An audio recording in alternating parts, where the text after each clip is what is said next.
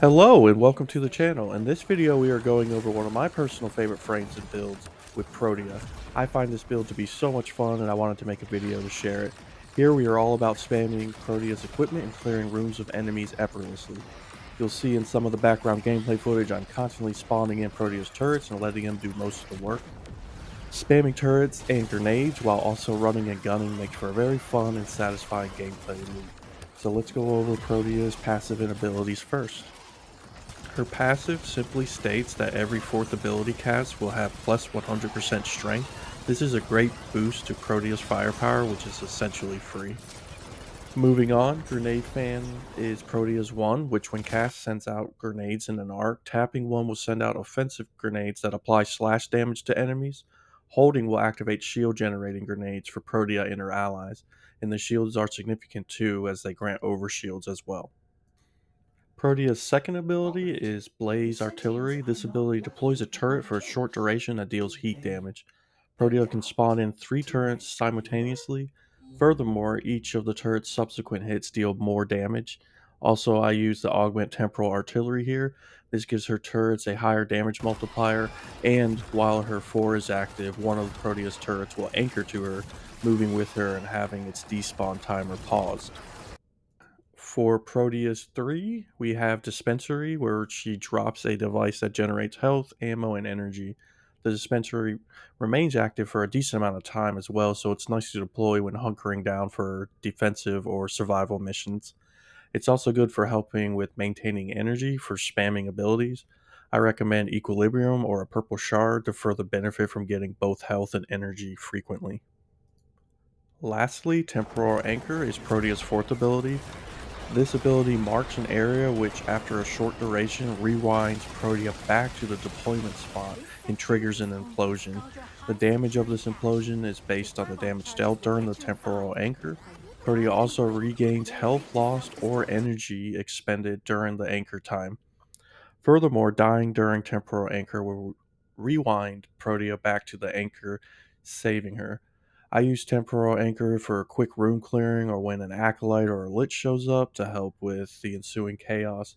With temporal artillery, one of Protea's turrets will stay with her for the duration of temporal anchor. With my current 171% duration, this allows for a 13 to 14-second turret to wreak havoc on steel path enemies.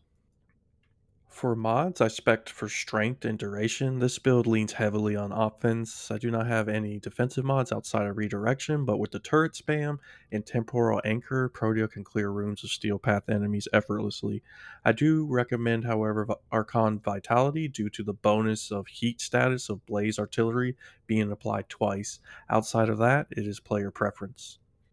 The arcanes I'm using are Molt Augmented for more ability strength and Arcane Steadfast to help facilitate ability spam even more. Steadfast has a chance at letting me cast abilities at no cost, so I can deploy more turrets, grenades, and dispensaries. As for shards, my shards consist of 3 red strength shards, 1 red duration, and 1 purple health energy shard to act as a pseudo equilibrium mod. Again, strength and duration here. Having 1 duration shard lets me have a full 5 seconds on blaze artillery turrets, and the purple works well with Proteus 3. The loadout for this build is up to player preference, as Protea's deployable gear will be doing most of the heavy lifting in enemy dense encounters. I like to use the Bursten with its Incarnate because it's a personal favorite. I do recommend using a secondary with Cascadia Flare because Blaze Artillery's heat damage paired with Archon Vitality will ramp it up to its 480% damage boost quickly. As for my melee weapon, I'm using an Influence Nami Solo. Again, not vital to the build, but it pairs well with the spreading of status effects and mayhem. My companion of choice here is my Worm Prime. I use Worm because I like Negate, which paired with Guardian and Shield Charger give Protea some adequate defenses. A Nuking Hound build would also work right here, but you can use whichever companion you prefer.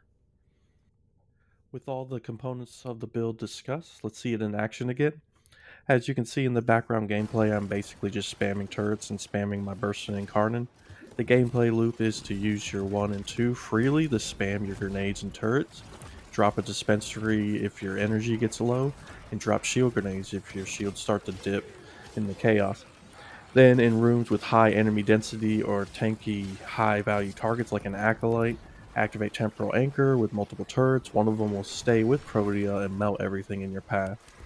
And with relatively low effort resource management, Protea can freely deploy her grenades, turrets, and dispensaries throughout an entire Steel Path mission. And there it is, a very fun and deadly build that lets you deploy gadgets with devastating effects. Protea's grenades and turrets will clear the battlefield or hold down a defensive objective easily with this fast paced and chaotic build. But what did you think? Did you like this build? What would you have done differently? Let me know in the comment section below, and don't forget to like and subscribe for more Warframe content. Thank you so much for watching, and I'll see you in the next one.